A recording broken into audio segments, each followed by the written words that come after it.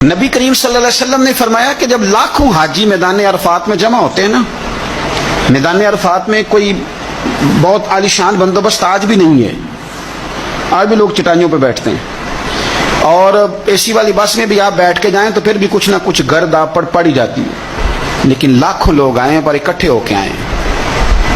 اکیلے اکیلے کوئی میدان عرفات میں جائے اور 9 ذی الحج کے علاوہ جائے تو یہ مقام اسے نہیں ملتا۔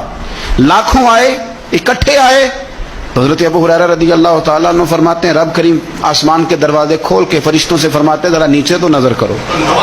فرشتے دیکھتے ہیں نیچے تو اللہ فرماتے ہیں ان کے چہروں پر گرد ہے، کہ بڑے بڑے بنگلوں میں رہنے والے، ان کی حالت دیکھو کتنی آج خستہ ہے۔ گویا تم نے تو کہا تھا نا یہ فساد پھیلائیں گے، تو فرشتوں مجھے بتاؤ یہ اربوں پتی، یہ مفتی، یہ صوفی، یہ علامہ، یہ شیخ، یہ پیر، یہ اتنے بڑے لوگ یہ کدھر آئے ہیں بتاؤ؟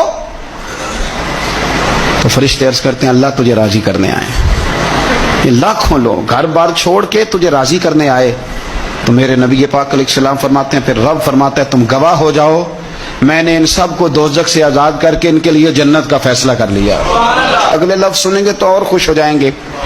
نبی پاک علیہ السلام فرمانے لگے، حضور فرمانے لگے رب فرشتوں سے فرماتا ہے انہیں بھی بخش دیا ہے، اور جن جن کے لیے یہ دعا کریں گے میں ان سب کی بھی